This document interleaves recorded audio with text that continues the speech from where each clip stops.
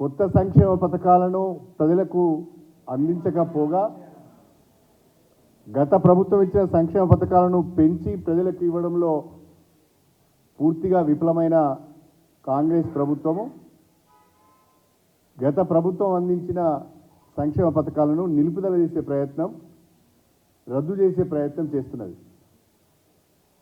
ప్రధానంగా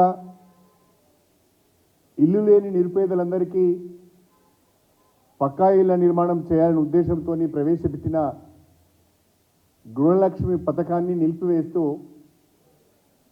30 డిసెంబర్ 2023న రాష్ట్ర ప్రభుత్వం ఉత్తర్వులు జారీ చేయడం జరిగింది. కొత్త సంక్షేమ పథకాల సంగతి దేవుడు ఎరుగు. ఉన్న సంక్షేమ పథకాన్నే పీకివేసే ప్రయత్నం కాంగ్రెస్ ప్రభుత్వం చేస్తున్నది.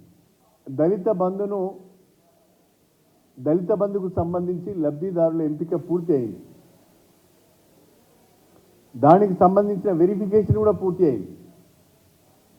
దళిత బంధును కూడా ఆపేయమని ఆదేశాలు ఇచ్చారు. దళిత బంధు ఆపేశారు. రైతు బంధు ఇంతవరకు సరి అయిన మార్గదర్శకత్వం లేక, ప్రభుత్వం నుంచి సరి అయిన దిశానిర్దేశం లేక, ముమ్మరంగా వ్యవసాయ పనులు జరుగుతున్న ఈ రోజులలో రైతుకు పెట్టుబడి సహాయం అవసరం ఉన్న ఈ సమయంలో రైతు బంధు రైతులకు ఇచ్చే విషయంలో జాప్యం జరుగుతున్నది. ఈ రోజు వరకు కూడా 1 ఎకరానికి కూడా పూర్తి స్థాయిలో రైతు బంధు రైతుల ఖాతాలలో జమ కాలేదు. డిసెంబర్ 9న ఇందిరమ్మ రాజ్యం తెలంగాణలో కొలువు తీరుతున్నది. రైతులు తీసుకున్న పంట రుణాలను 2 లక్షల రూపాయల వరకు మేము మాఫీ చేయబోతున్నాం. తొలి సంతకం అదే అని చెప్పారు. ఈ రోజు వరకు అతి లేదు, గతి లేదు, ఎప్పుడు ఇస్తారో చెప్పే పరిస్థితి లేదు. ఇంకొక మాట చెప్పారు, రైతులు మీరు తొందరపడి మీ వరి ధాన్యాన్ని అమ్ముకోకండి. డిసెంబర్ 9న మా ప్రభుత్వం వస్తున్నది. మా ప్రభుత్వం అధికారంలోకి రాగానే క్వింటల్కు మద్దతు ధరతో పాటు 500 రూపాయల బోనస్ ఇచ్చి మేము ఒడ్లు కొనుగోలు చేస్తామని చెప్పారు. అది కూడా అమలుకు నోచుకోలేదు. ఏమైనా పర్వాలేదు, ఏ మాట అయినా చెప్దాం, ఏ హామీ అయినా ఇద్దాం, అధికారంలోకి మాత్రం రావాలి. అధికారంలోకి వచ్చిన తర్వాత జరిగేది జరుగుతుంది. ఏదో రకంగా చెప్పి తప్పించుకోవచ్చు అనే ఉద్దేశంతోనే విపరీతమైన హామీలు ఇచ్చినట్టుగా కనిపిస్తున్నది. ప్రజలను మోసం చేసినట్టుగా కనిపిస్తున్నది. ఫార్మాసిటీని రద్దు చేస్తున్నామని ప్రకటించారు. దానితో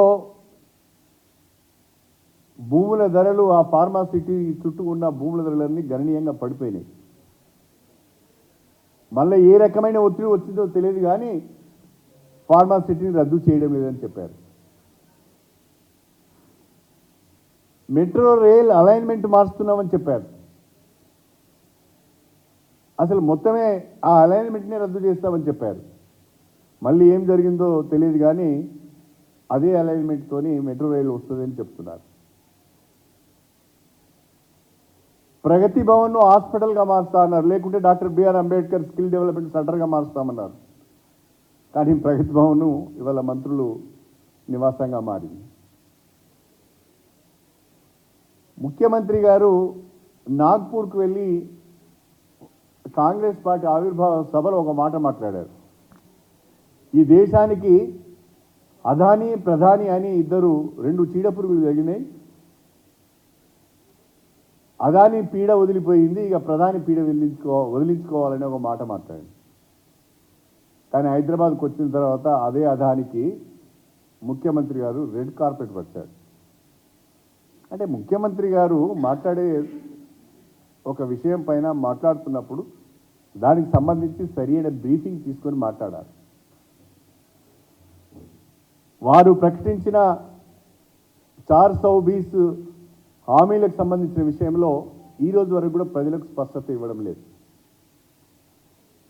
6 గ్యారంటీలలో 2 గ్యారంటీలు అమలు చేశామని చెప్పి కోట్ల రూపాయల అడ్వర్టైజ్మెంట్స్ ఇచ్చుకున్నారు.